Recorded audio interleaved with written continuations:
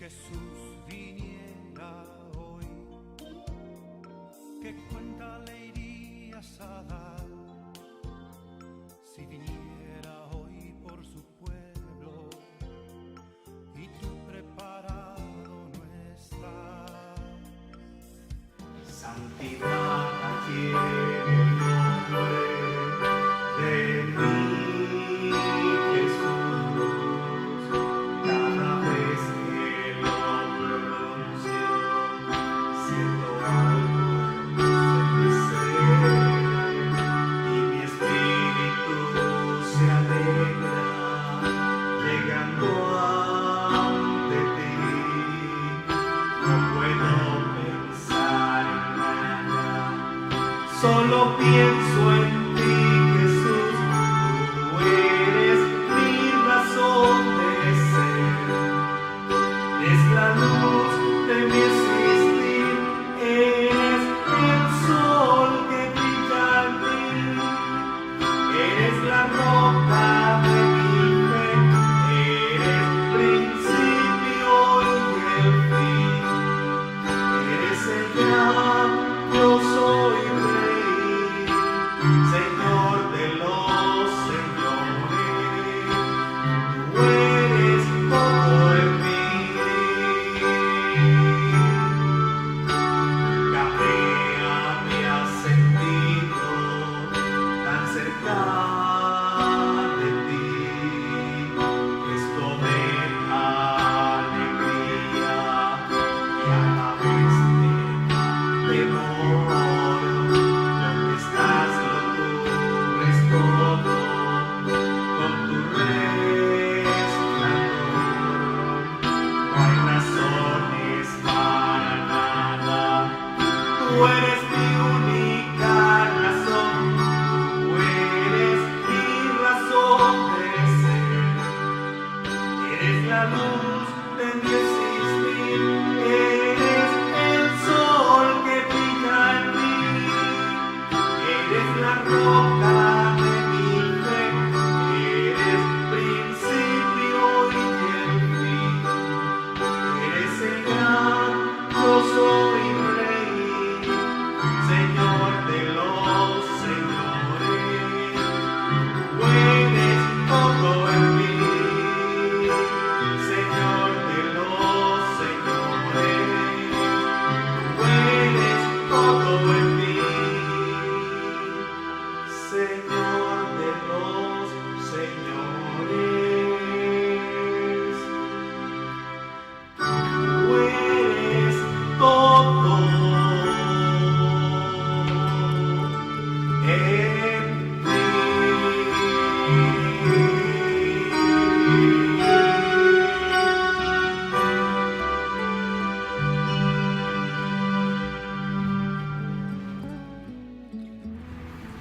Buenos días, mis amados hermanos en Cristo Jesús.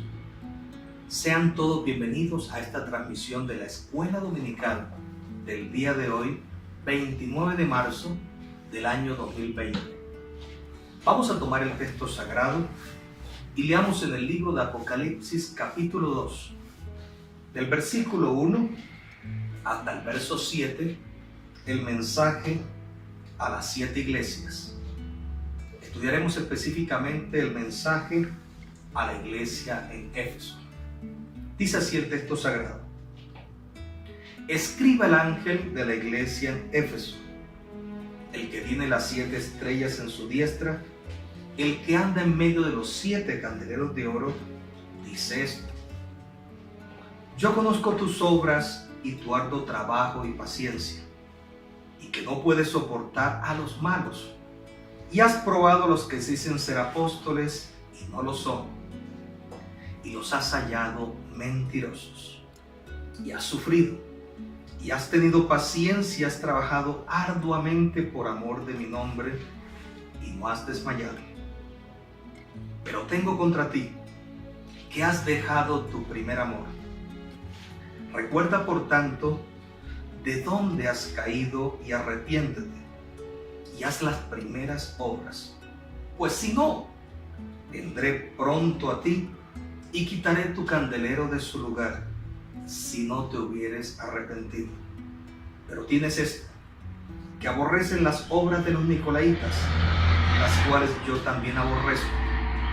El que tiene oído, oiga lo que el Espíritu dice a las iglesias. Al que venciere, le daré a comer del árbol de la vida, el cual está en medio del paraíso de Dios. Oremos para meditar en su gloriosa palabra. Señor Jesucristo, Dios santo y eterno, eres el príncipe de paz, eres el Dios todopoderoso, eres el mismo ayer y hoy y por los siglos. Tu presencia gloriosa, tu Espíritu Santo, se ha derramado en nuestras vidas y corazones. Gracias por haberte acordado de Colombia en tu plan divino de salvación y concedernos en la mañana de hoy, Señor, estudiar en tu palabra los fundamentos de la fe cristiana con el propósito de cada día ser mejores, agradarte a ti, Señor, vivir la vida cristiana en santidad y prepararnos para el gran día de tu venida. Habla nuestras vidas y corazones, habla nuestro intelecto y raciocinio y edifícanos en tu verdad. Te lo pedimos en el nombre de Jesús. Amén. Cuando tomamos en las manos el libro de Apocalipsis, es un libro que nos despliega un mensaje actual, un mensaje de edificación profético para la iglesia del día de hoy. Estamos en los momentos en los que muy pronto esperamos ver en los cielos que aparezca ese amado y con voz de mando, con trompeta de Dios, llame a su iglesia a ser unida con Él y nos vayamos de este planeta, dejando atrás un pasado de sufrimiento, de menosprecio y de oprobio, y recibiendo en los cielos una morada celestial. Precisamente, el libro de Apocalipsis es un libro que nos despliega un ambiente ideal para que nuestra fe tome fortaleza, para que nuestras rodillas se vuelvan otra vez a encorvar en adoración al Eterno y nuestros pasos comiencen firmemente a transitar rumbo hacia la vida eterna. Desde la segunda mitad del siglo segundo, aproximadamente del año 150 después de Cristo al año 152, los grandes cristianos de ese momento dieron por sentado que la carta del apóstol Juan I, su segunda carta y su tercera carta, el libro de Apocalipsis y precisamente el Evangelio del Amor, el Evangelio de Juan, eran textos escritos bajo una sola pluma. El Espíritu Santo había decidido tomar a un hombre llamado Juan, el discípulo amado, el famoso hijo de Zebedeo, como instrumento para enviar a la iglesia este mensaje, para dar a la iglesia fortaleza con la lectura de este libro y para preparar el corazón de los cristianos a una buena devoción y santidad hacia Dios. Precisamente este libro nos desvela en su primer capítulo una revelación muy gloriosa del Hijo de Dios. Precisamente Juan había sido uno de los hombres que más cercano había estado a Jesús en su manifestación en carne. De todos los discípulos, Juan se recostaba en el pecho del Maestro. Fue el único en conocer en esa cena que el Señor hizo con sus discípulos quién era el nombre del traidor. Fue uno de los apóstoles que le acompañó hasta los últimos instantes antes de realizar su obra salvífica en el madero de la cruz. Juan es el hombre que recibe esa bendición de parte de Jesús delante de Pedro, quien Jesús le dice: yo deseo que este hombre, refiriéndose a Juan, el discípulo amado, quede hasta que yo venga. Y Pedro se sobresalta diciendo: Señor, ¿y por qué este? ¿Qué tiene él? ¿Por qué lo elegiste a él? Y Jesús en su divina providencia le dice: Pedro, cálmate. Yo he decidido que este hombre sea un instrumento especial dentro de los 12 apóstoles para traer un mensaje especial a la iglesia del Señor en momentos de crisis, en momentos de persecución. Así que eso se cumplió. Juan fue el último discípulo en morir. El emperador Domination le llevó a las canteras en la isla de Patmos y le puso a trabajar fuertemente en espera que este hombre, por su edad anciana, bastante adulta, mayor, muriera en las canteras. Pero el Dios eterno fortaleció a Juan y, viendo su gran fidelidad, mirando su corazón de entrega y devoción a predicar el evangelio, le abre una revelación gloriosa. Precisamente el capítulo 1 nos muestra a un Cristo glorioso, a un Cristo diferente al que todos los apóstoles habían conocido. Ya no era aquel hombre que en un momento de angustia decía: muchachos, les invito a que oren por mí, acompáñenme a Getsemaní, mi alma está angustiada. Ahora, en la revelación del Apocalipsis, se presenta un Cristo que no está angustiado. Se mira un rostro de gloria, un rostro de victoria, un Cristo alto y sublime, un Cristo cuyo cinto en el pecho dice Rey de Reyes, Señor de Señores. Es una revelación nueva, a tal punto que Juan, sobresaltado de esta visión, cae a sus pies. Le reconoce como el Señor de su vida. Específicamente el capítulo 1 se dedica a mostrarnos esa nueva revelación de Jesús hacia su iglesia que estaba siendo perseguida. Propósito de ese capítulo: mostrar a un Cristo glorioso, mostrar a un Cristo triunfante, mostrar a un Cristo que se mueve en medio de los 7 candeleros, es decir, esas congregaciones que formaban parte del Asia Menor y estaban bajo persecución del imperio. Decirles: ustedes no van a fracasar porque yo no soy un fracasado. Ustedes serán victoriosos porque son mis hijos, dice el Señor. Y como Él venció, nosotros también venceremos. Qué hermoso es leer el capítulo 1. Pero a partir de allí nos queda una imagen gloriosa del Eterno. Él se manifestó en carne, como lo decía el profeta Isaías. Decid a los de corazón apocado: esforzaos, no temáis. He aquí que vuestro Dios viene con retribución, con pago. Dios mismo vendrá y os salvará. Os romperá las cadenas de yugo de vuestros opresores, os libertará, os salvará de aún del pecado. Precisamente el capítulo 2 inicia con unas palabras muy hermosas. Escribe al ángel de la iglesia en Éfeso. Las cartas del libro de Apocalipsis fueron escritas a cada ángel en particular. Al ángel de la iglesia en Éfeso, al ángel de la iglesia en Pérgamo, al ángel de la iglesia en Tiatira, hasta llegar a la última, el ángel de la iglesia en la Odisea. Para muchas personas esto pareciera un culto a los ángeles.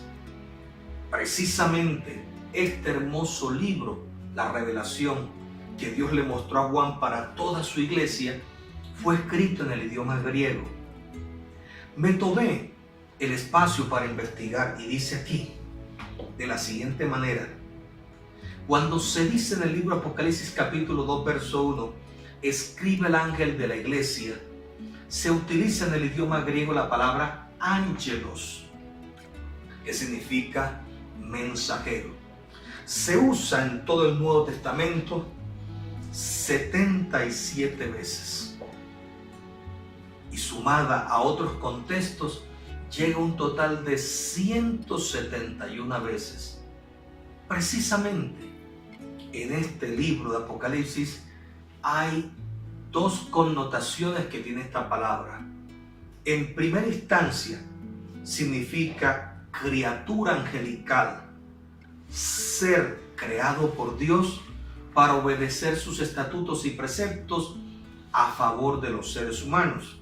Y en el segundo contexto, La misma palabra griega ángelos significa mensajero, es decir, un emisario humano enviado por Dios a favor de su amada iglesia, a favor de su amado pueblo. Precisamente la versión, la Septuaginta, esa versión de los 70 ancianos después del exilio babilónico, narra este contexto y pone a consideración del pueblo este nuevo significado.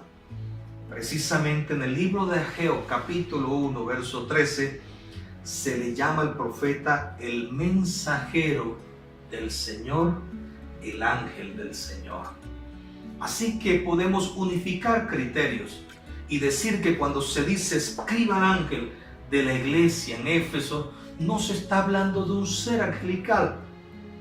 De acuerdo al contexto, el Dios eterno en el capítulo número 1, versículo 20, había dejado claro que esas 7 estrellas que estaban en su diestra, en su mano derecha, eran los ángeles de esas 7 iglesias. Castellano, eran los emisarios, eran los mensajeros, eran los hombres de Dios, esos siervos del Altísimo, esos pastores que estaban cuidando el rebaño en Éfeso, una ciudad muy cosmopolita en aquel instante. Precisamente encontramos en el capítulo 2 que la carta está dirigida al pastor. Cuando Dios va a hacer algún tipo de juicio, algún tipo de exhortación a su iglesia, primero le habla al mensajero que ha puesto en esa iglesia, al pastor que dirige ese rebaño, para que él reciba del Altísimo el mensaje y lo transmita al pueblo de Dios. Encontramos entonces que en esa transmisión del mensaje, todo el mensaje a las iglesias tiene una especie de descripción. Y hablamos que en todo mensaje encontramos lo siguiente. En primer lugar, una descripción de esa nueva revelación de Jesús. 2, un elogio que el amado le hace a su iglesia, a su amada esposa. 3, muestra la decadencia que está atravesando esa congregación en especial en ese momento histórico basado en las persecuciones del ejército romano y los emperadores. 4, en toda carta siempre hay una exhortación divina. 5, Dios como amo, dueño y señor de esta iglesia, el que pagó por ella entregando su sangre inmaculada y del costado herido de él en el Calvario nace esta iglesia. En 5 lugar le hace una advertencia a la iglesia, una advertencia inminente. Si no cambia sus pasos, si no arregla su conducta, su comportamiento, va a ser cortada, va a ser quitada, va a ser dejada sola por el amado. 6, hay una promesa gloriosa de Dios, una promesa eminente. Dios le desvela lo que pudiera llamarse el último capítulo Apocalipsis, la Nueva Jerusalén, y le entrega a cada congregación del Asia Menor, a cada iglesia, lo que pueda recibir como recompensa si endereza sus pasos. Y 7, un llamado celestial a oír, porque la iglesia está enseñada a escuchar la voz de su pastor. El capítulo 10 del Evangelio de Juan fue claro en decir esto. Jesús le dijo a su pueblo: yo soy el pastor. Y basado en esa cultura que los judíos tenían del pastorado, les dijo: las ovejas oyen bien, escuchan muy bien la voz de su pastor. Ellas otro tipo de voz de un extraño no escuchan la voz del asalariado tampoco. Están enseñadas a tener un oído tan claro, tan perfecto a la voz de su pastor. Precisamente esa 7ª parte que está en toda iglesia, es decir, en todo mensaje que se le da a una congregación, termina con un llamado a oír lo que el Espíritu dice a la iglesia. Recordemos que Jesucristo dijo: si me amáis, guardad mis mandamientos. Y yo rogaré al Padre y os dará otro consolador. Allá aparece una palabra griega, la palabra parácleto. Y muchos han tomado este texto en griego para decir que es un abogado acusador, pero están muy equivocados. La palabra parácleto significa uno que se coloca al lado para orientar, uno que se coloca al lado para proteger, uno que está al lado para defender. Él es entonces nuestro defensor, es nuestro protector y es nuestro abogado. ¿Para qué? Para que nadie nos vaya a poner el dedo señalador, para que nadie nos juzgue, para que nadie nos intimide, porque Él sacará fuerza por esta iglesia y los defenderá. Ay del que se mete con uno de los pequeños, dijo el Señor Jesús, refiriéndose a sus discípulos. Así que el mensaje a las iglesias tiene estos 7 elementos: descripción de Cristo, elogio a la iglesia, la decadencia espiritual, la exhortación divina, una advertencia inminente, una promesa gloriosa y celestial y un llamado a escuchar la voz del Espíritu. Estamos entonces en el capítulo 2 observando un mensaje que Dios le tiene a la iglesia en Éfeso. El domingo pasado estudiamos enfáticamente la historia de esa congregación. Había en ella un gran templo a la diosa Diana, la diosa Artemisa, la diosa de la deidad, de la fertilidad, la diosa de la belleza y la diosa de la fecundación, no solo en Éfeso, sino en toda la región del Asia Menor. Después de observar esa historia, hubo un llamado de atención de parte de Dios. Yo conozco tus obras. Y terminamos en esa parte en la que el Señor le dice: pero tengo contra ti que has perdido el primer amor. Allí quedamos el domingo pasado y fuimos claros en hablar de ese primer fruto que da el Espíritu Santo, que es el fruto del amor. Un amor que es perfecto, un amor que es divino solamente, un amor que nos lleva a dejarlo todo para entregarnos a Él. Un amor que nos lleva a solo pensar en el amado y querer agradarle las 24 horas del día, los 7 días de la semana, las 4 semanas que trae un mes y los 12 meses que tiene el año, y cuántos años de vida el Dios eterno nos regala en esta tierra. Allí quedamos el domingo pasado. Hoy vamos a terminar ese mensaje. El texto que sigue dice de la siguiente manera. Versículo número 6 del capítulo 2 dice así: pero tienes esto, que aborreces las obras de los nicolaitas, las cuales yo también aborrezco. El término nicolaita viene de la palabra griego nikao, que significa conquistar, y la terminación laos, lais, que significa pueblo. Si unimos los dos significados, nos aparece una sola connotación, que sería la conquista, el gobierno de los pueblos.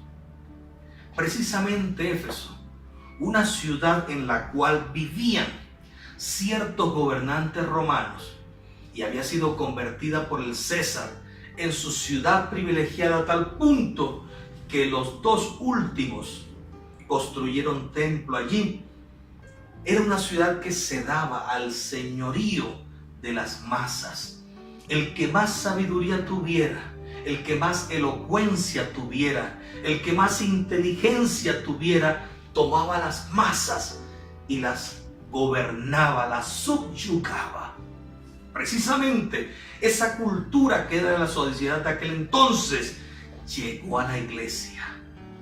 Y considerando que había un siervo de Dios puesto al frente y había unos ancianos apoyándole en el gobierno administrativo, el pueblo que seguía al Señor se sentía relegado. Y un tal Nicolás, que es nombrado posiblemente en el libro de los Hechos de los Apóstoles, cuando usted y yo vamos al libro de los Apóstoles, encontramos allí la lección de los 7 diáconos. Y encontramos aquí lo siguiente: buscad pues, dice el verso 3 del capítulo 6, buscad pues, hermanos, de entre vosotros a 7 varones de buen testimonio, llenos del Espíritu Santo y de sabiduría, a quienes encarguemos de este trabajo. Y nosotros persistiremos en la oración y en el ministerio de la palabra. Agradó la propuesta a toda la multitud y eligieron a Esteban, varón lleno de fe y del Espíritu Santo, a Felipe, a Prócoro, a Nicanor, a Timón, a Parmenas y a Nicolás. Según la historia primitiva, Nicolás fue uno de los 7 escogidos entre la multitud para ser siervos, diáconos a favor de la iglesia. Pero ¿qué dice la historia de la iglesia? Que de esos 7 que fueron elegidos como diáconos, uno de ellos fue usado por el Señor para hacer una gran obra en Samaria. Felipe desciende en el capítulo número 8 a la ciudad de Samaria y ejerce un evangelismo glorioso a tal punto que toda la ciudad de Samaria se convierte al Dios Altísimo. Y cada uno de estos hombres que iniciaron en la mesa, en la cocina, preparando alimentos, comenzaron a ser bendecidos por Dios. Hay una premisa que dice: humillaos pues bajo la poderosa mano de Dios, para que los exalte cuando fuere tiempo. Precisamente estos hombres se humillaron ante Dios. En vez de estar aspirando a estar en los púlpitos, se fueron a la cocina, se fueron a lavar los utensilios en los que era servido el alimento, se fueron a lavar ollas, peroles, cacerolas en los cuales se cocinaban los alimentos, y fueron considerados en aquel tiempo los diáconos de la iglesia. Pero Dios miró su corazón humilde. Se habían dedicado a lavar las ollas, las cacerolas, los recipientes donde se preparaban los alimentos. Habían escogido servir antes que buscar la gloria de los hombres. Esto nos indica que muchas personas están dispuestas a humillarse para ser luego exaltados por el Dios Altísimo, mientras que hay otros que, considerando esa escena, dicen: ¿por qué me voy a humillar? Y se dedican a infiltrarse en las iglesias, a dañar el corazón de los servidores, a meterle en la cabeza ideas huecas en contra del siervo del Señor, el pastor, en contra de la junta administrativa, la junta local, para crear división en la iglesia del Señor. Eso estaba pasando precisamente en la iglesia de los Éfesos. Por eso viene una exhortación divina que dice así al pie de la letra: recuerda por tanto de dónde has caído y arrepiéntete. ¿Qué había sucedido en la iglesia? Ese primer amor que los había llevado a ellos a dejarlo todo para seguir al Dios alto y supremo. Ese primer amor ágape, que es un amor perfecto, que les había llevado a entregarlo todo. Porque los primeros cristianos entregaban sus bienes y eso se volvió un ejemplo para las otras congregaciones. Lo entregaban todo al servicio del pueblo del Dios Altísimo. Ese buen ejemplo que habían comenzado entregándose a evangelizar para salvar al perdido, entregándose a ayudarles en sus cargas, a aliviarlas para que ellos fueran bendecidos, se había perdido en la iglesia. Y segundo, se había infiltrado en sus mentes y en sus corazones un deseo de gloria. la vanagloria de la vida. Yo quiero gobernar, yo también quiero ser autoridad en la iglesia, yo quiero reconocimiento. Eso se había infiltrado en la iglesia del Señor y el Dios eterno dijo: basta, basta ya, por favor, recuerden de dónde han caído y arrepiéntanse. Es la exhortación divina, y ante eso viene una gran custodia de juicio sobre la iglesia. Dice: y haz las primeras obras. En otras palabras, vuelve a tener ese amor de Dios, vuelve a dar el fruto del Espíritu Santo, vuelve a sentir amor por el perdido, vuelve a sentir amor por el necesitado, por el que ha caído, perdona al que ha cometido la falta, vuelve a sentir ese amor y deja a un lado ese reconocimiento personal. Ese reconocimiento que yo soy fulano de tal, yo estudié en el instituto bíblico, yo tengo estos grados universitarios y debo ser reconocido como autoridad en la iglesia. No, no. Cuando vemos el capítulo 4, se nos arregla esa situación. Allá en los cielos, cuando Juan sube y escucha esa voz del amado que dice: sube acá y te mostraré las cosas que sucederán después de esto. Juan ve una corte celestial, ve dos clases de personas. Uno, el que está sentado en el trono, el cordero inmolado. Y dos, ve una corte de 24 ancianos. 12 de ellos son los 12 patriarcas de la tribu de Israel, y 12 de ellos son los apóstoles del Cordero, son los 24 ancianos. Y ante majestad y grandeza el que está sentado en el trono, cada uno de ellos se quita sus coronas y la coloca a los pies del que está sentado en el trono. ¡Qué ejemplo tan glorioso!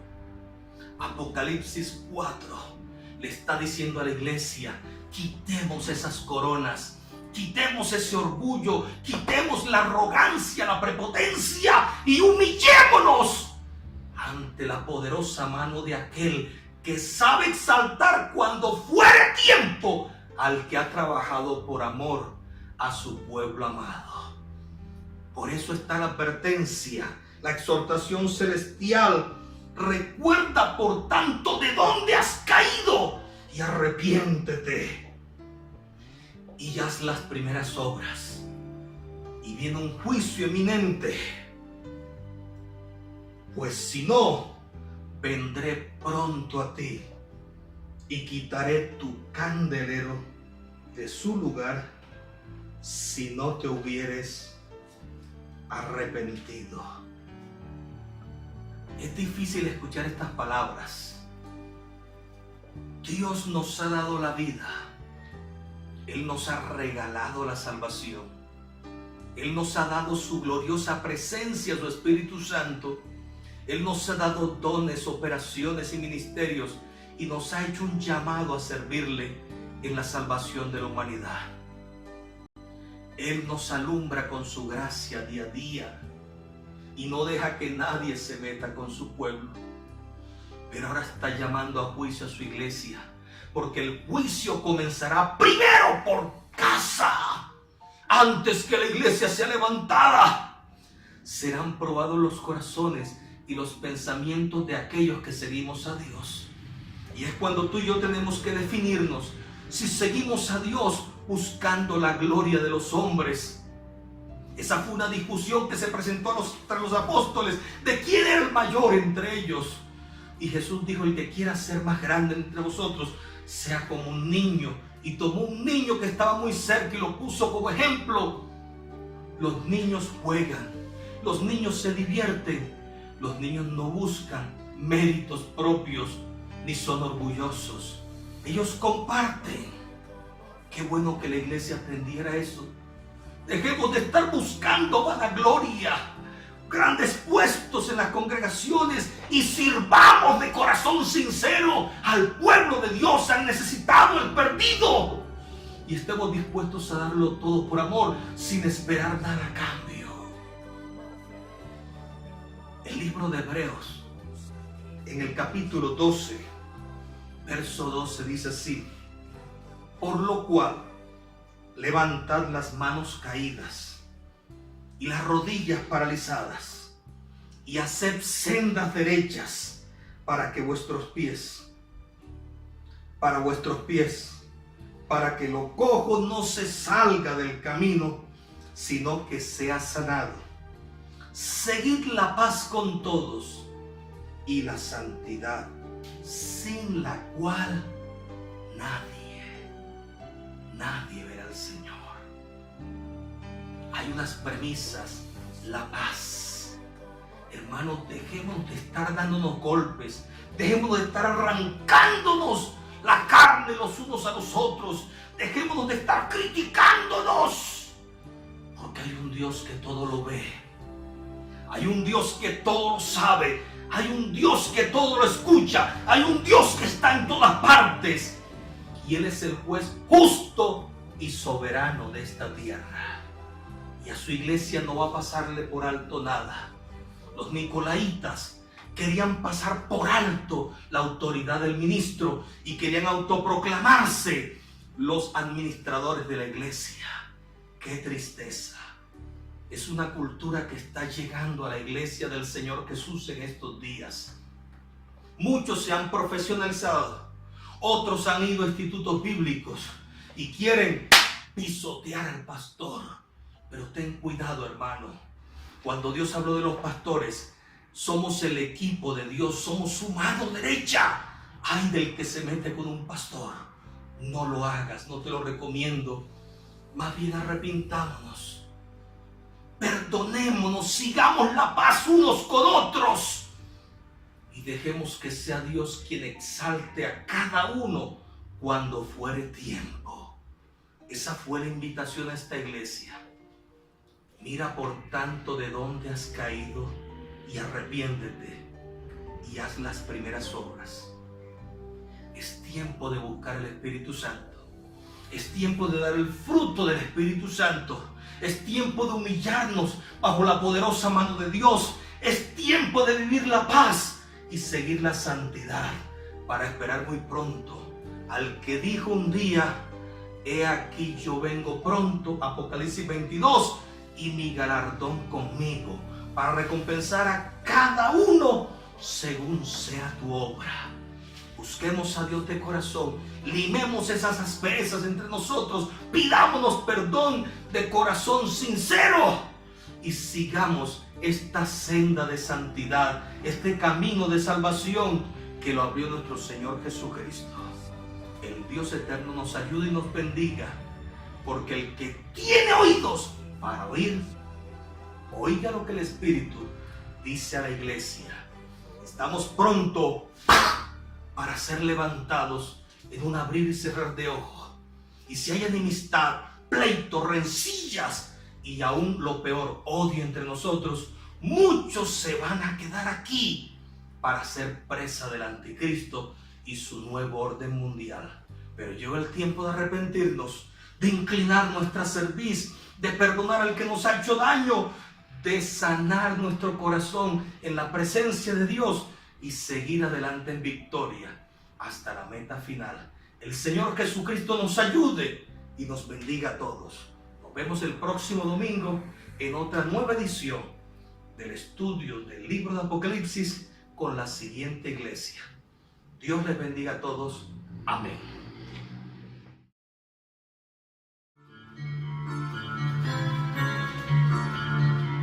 Vendrá el Señor, su iglesia levantar gloriosa, la iglesia que compró a precio de sangre preciosa. Los ángeles vendrán, allí se reunirá su pueblo. Allí yo quiero estar para escuchar su voz cuando me diga: ven, buen siervo. Allí yo quiero estar para escuchar su voz cuando me diga: ven, buen siervo. ¿Dónde están los que decían aleluya?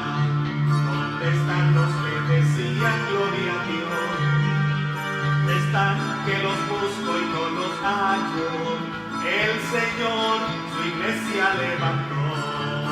¿Dónde están los que decían aleluya? ¿Dónde están los que decían gloria a Dios? ¿Dónde están que los busco y no los hallo? El Señor su iglesia levantó. Te espero, Jesús, te espero, porque tú eres lo único que tengo. Te espero, Jesús, te espero, porque tú eres lo único que tengo. Cantando te alabaré, orando te esperaré, porque tú eres lo único que tengo. Cantando te alabaré, orando te esperaré, porque tú eres lo único que tengo. Te espero, Jesús, te espero, porque tú eres lo único que tengo. Te espero, Jesús, te espero, porque tú eres lo único que tengo. Cantando te alabaré, orando te esperaré, porque tú eres lo único que tengo. Cantando te alabaré, orando te esperaré, porque tú eres lo único que tengo.